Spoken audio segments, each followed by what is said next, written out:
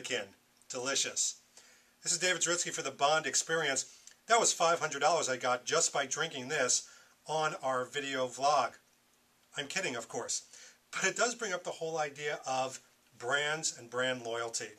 Now, one of the brands that have been extremely loyal to the fan for many years, since Skyfall and even a little bit before, has been Billy Reid. I don't think it's any secret that I'm a fan of Billy Reid. We've been in close connection throughout the years, but they've always supported the Bond fan. The reality is they keep on reinventing themselves, and that's kind of what this video is about.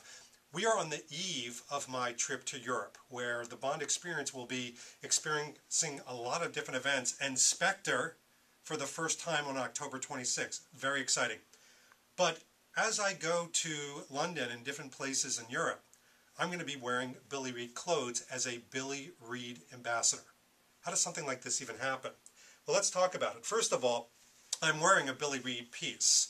And so one of the nice things is they start to reinvent different things. So you remember the Billy Reid, obviously, peacoat from Skyfall. Well, this is their half-zip navy jacket, which has a lot of the details that the peacoat has. For example, this suede instead of leather back on it. And a lot of the same midnight navy blues, but they did it in a nice cotton zip jacket because, let's face it, it's not always 55 to 45 degrees for a peacoat. Sometimes it's a little bit warmer, sometimes you want to wear something inside. However, they've done one better this year. This year they've actually come out with this particular piece. Now you're not going to be able to appreciate the hand, meaning the feel of this, or even truly the look.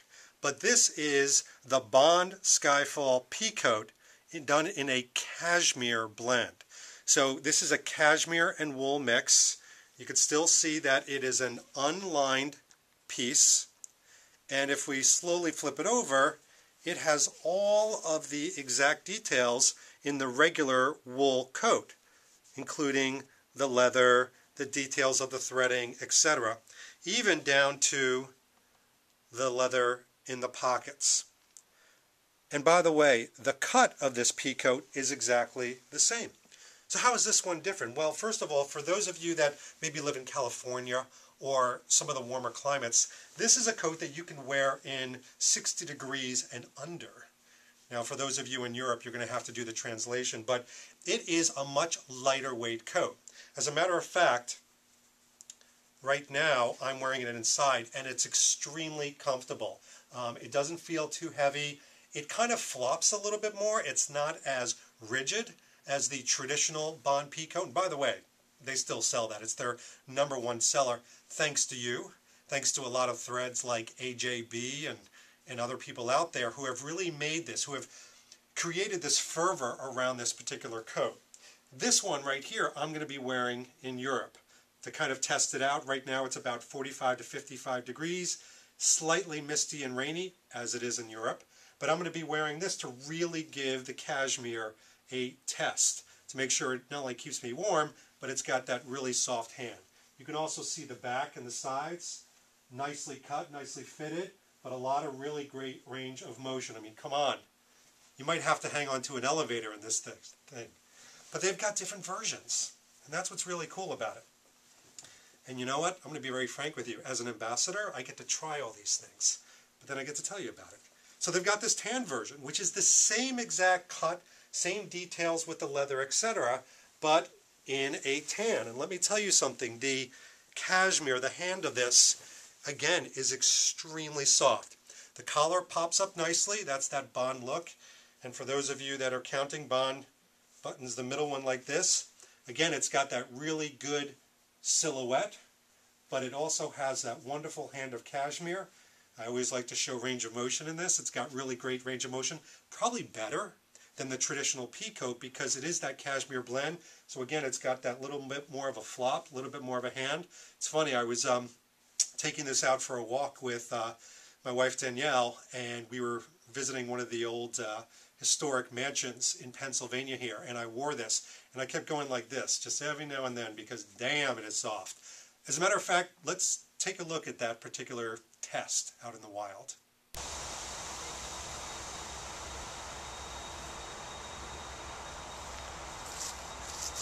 I told you we were going to test it out, so we are here at Mount Pleasant Mansion in beautiful Fairmount Park in well, part of Philadelphia.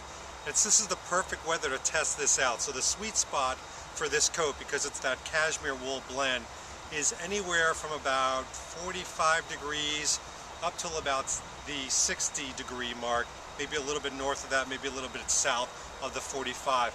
But it's working out perfectly. The nice thing about any kind of wool, whether it's cashmere or traditional wool, is that it breathes, and it's in a lot of different climates. You can go a little bit warmer and you can go a little bit cooler. This is considered the lighter weight, as we told you before, so it really is to throw on if you're in California or different parts that tend to get a little bit warmer and you don't want that traditionally warm skyfall coat. This is perfect. We've been walking around this park. It is amazing. So I'm telling you, it feels like puppy fur. Not that you want to skin a puppy, but it feels like that.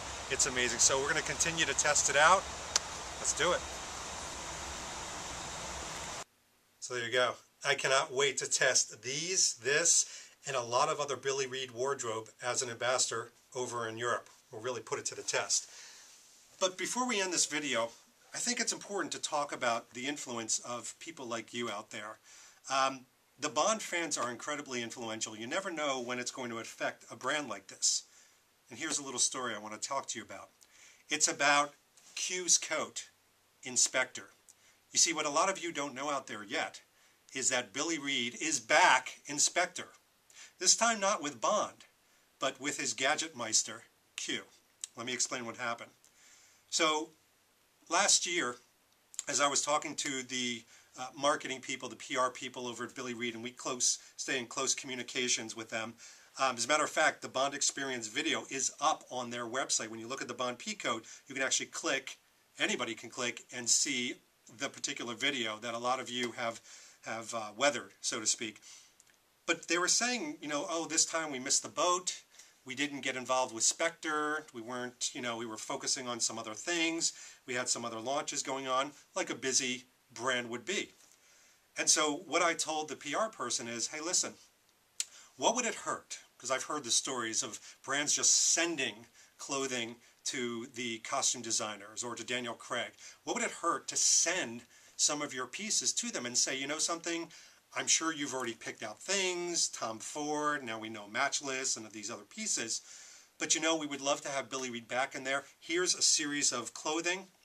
So I worked closely with the PR and marketing folks and made suggestions. Why don't you send them this? This looks very Bondish. That polo looks very cool. That coat looks very cool. That's probably something Bond would wear.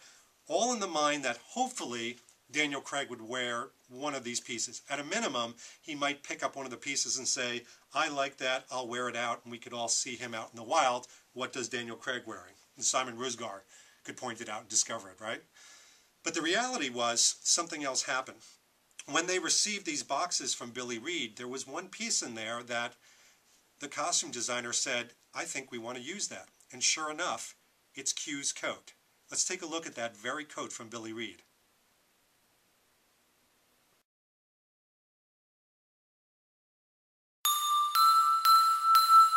So now, that particular coat, which is a Billy Reid coat, is going back on sale. It was a couple seasons ago.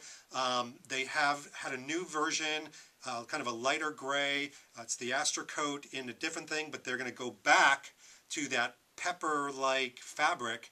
And in fact, I believe the pre-sale is going to be starting on that. So all of us out there can own the Q coat. And all this was a series of conversations from a fan to a brand, which a lot of you are having out there.